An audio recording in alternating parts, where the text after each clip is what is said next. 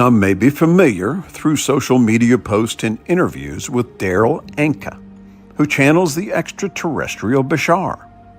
Bashar is a first contact specialist, and his world is called Ascension, which means place of the light people. I find it interesting that we heard about different alien groups working together toward a specific goal in episode number 9, and now we meet another alien who has a specific job or role as a first contact specialist. Are we seeing a pattern here? Anyway, I've been impressed with the information coming from Bashar. One of the many profound insights made in the book, Masters of Limitations, was to follow your passion. Because when you are following your passion, you are the closest to the real you, your higher self. Quote, that sensation, passion, is your physical body's translation of the communication from your higher mind, telling you that this frequency, experienced as passion, is the prime frequency of your unique being. It is your compass needle pointing directly to your magnetic north. As such, when you follow your passion by acting on it to the best you are able, with no assumption about the outcome, you will always be perfectly aligned with your purpose and your mission in life, end quote.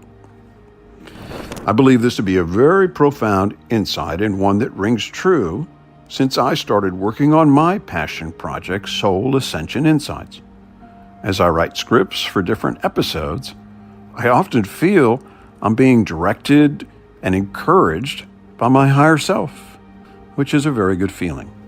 One of the goals of this show is to always be an encouragement to my fellow humans, as in episode number 3, when we heard from advanced beings in the spirit realm who consider us heroes because we were brave enough to leap fearlessly into the great adventure called life on Earth.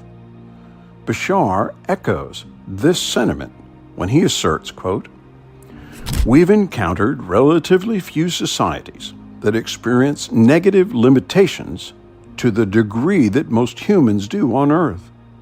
From our perspective, it takes a very strong spirit to overcome and transform such deep darkness into light, such limitations into freedom, and such despair into joy, end quote. Here is yet another advanced being who acknowledges that life on Earth is hard. There is no harsher school than living a human life on planet Earth. So please, give yourself a break. You're doing a great job under very difficult circumstances. I'm always interested when ETs explain what they call laws.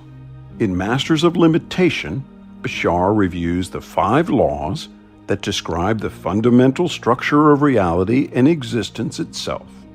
Well, all right. Law number 1, you exist.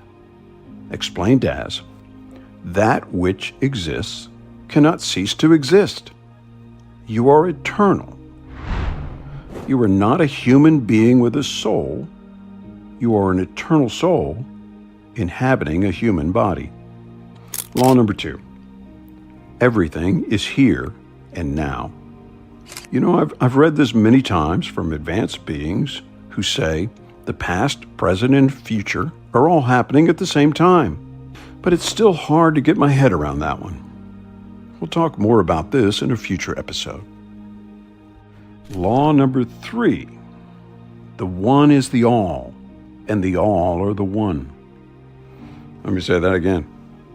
The one is the all, and the all are the one. Explained as, quote, every material object in existence is made from the same particle. You, me, and everything are literally one thing, end quote. And as we know from our current understanding of physics, all like particles are entangled, which I believe means that all living things are connected, and that this will be apparent to us when we learn to match our frequency to the frequency of other living things. As the Austrian physicist Erwin Schrödinger famously said, quote, "The total number of minds in the universe is one." In fact, consciousness is a singularity phasing within all beings, end quote. This point directly relates to the unified field of consciousness, which is the mind-to-mind connection we have with all other souls, as outlined in the 100th monkey hypothesis we spoke about in episode number 5. Law number 4, what you put out is what you get back. Experienced as the law of cause and effect, karma, and the law of attraction.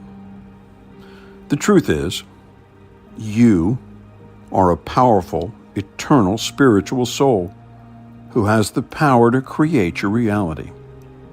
If your thoughts are negative and fear-based, then you have created a life full of fearful thoughts and experiences.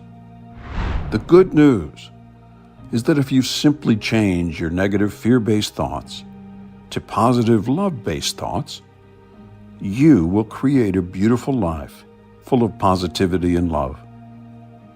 You know, even if you're having difficulty rationalizing this powerful concept, please give it a try.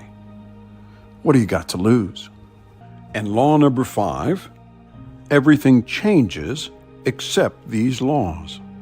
Explained as, change is the only constant, besides the laws themselves. Let's get one last thought from Bashar before we close. Quote, "We are now able to remind you that you belong to a galactic community.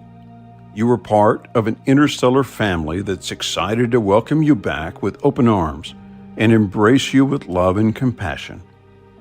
We honor the amazing journey that your souls have undertaken.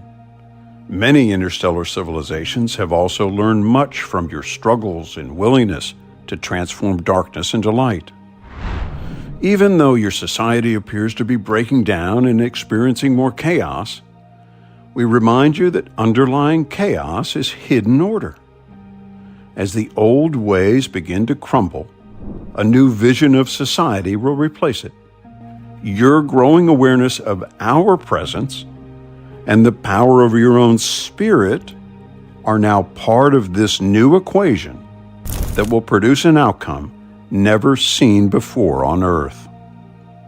Once you let go of your fear-based beliefs, once you realize the abundance built into the multiverse and how to access it for all the people of Earth, you will be free to imagine and build a new society where each soul can realize its full potential and creatively contribute to the continual expansion of peace and harmony on your world that will one day allow you to join us among the stars." End quote. Just recently I heard that Bashar has revealed that during the last quarter of 2026 or the first quarter of 2027, there will be a major disclosure event. If this is an ET disclosure event, this will be an exciting time for those of us who have woken up to the fact that we are not the only beings living in the vast universe. And it may be a fearful and destabilizing event for those who still believe we are all that is. If those close to you become upset when disclosure happens, respond to them with understanding and calm.